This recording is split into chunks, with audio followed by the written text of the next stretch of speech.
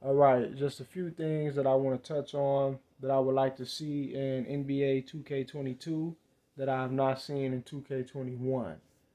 And these are things that are basically, it's not necessarily about the gameplay, but there are some things that they've taken out of the game as far as the attributes that strip the nuance of each individual player and their uniqueness.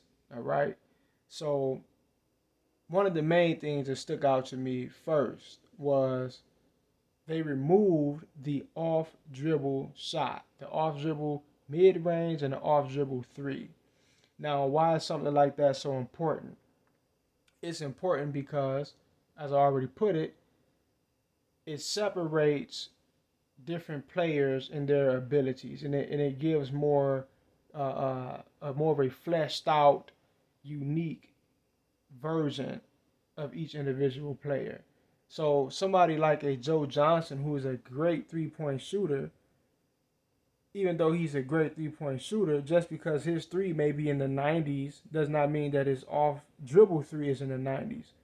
All right. So now somebody like him, his ability to shoot the ball off the dribble is, let's say if Joe Johnson's ability to shoot the three was 99 and then Curry's is 99, then that means that they both could shoot the off dribble three at 99 also, and that's just not the case. All right. And then the same thing goes for the contested shot. For whatever reason, there's no contested shot attribute, even though that is an actual skill set.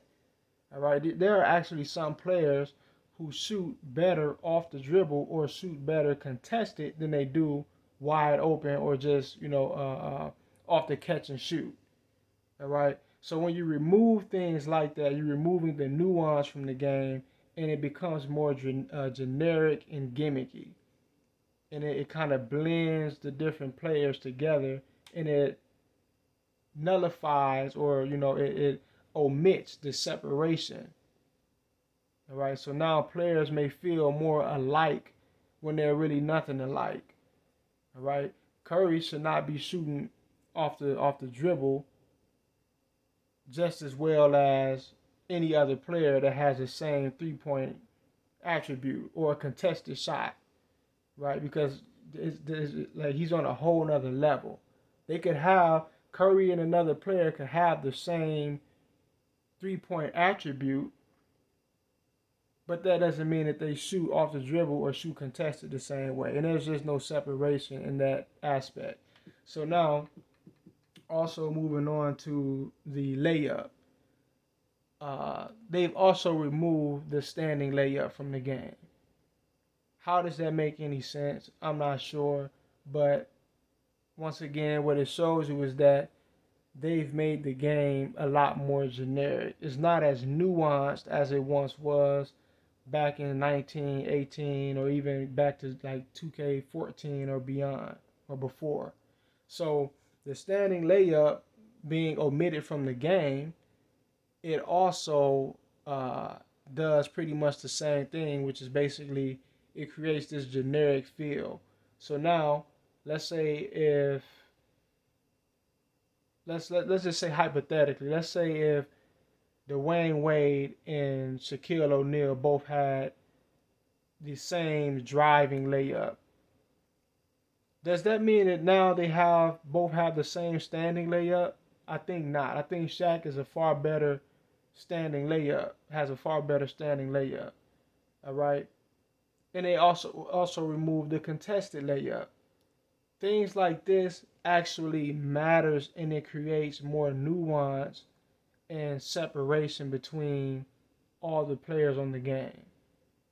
All right. So now when something like that is gone, it's like, damn, uh, uh, shit. Everybody kind of feels the same in a way.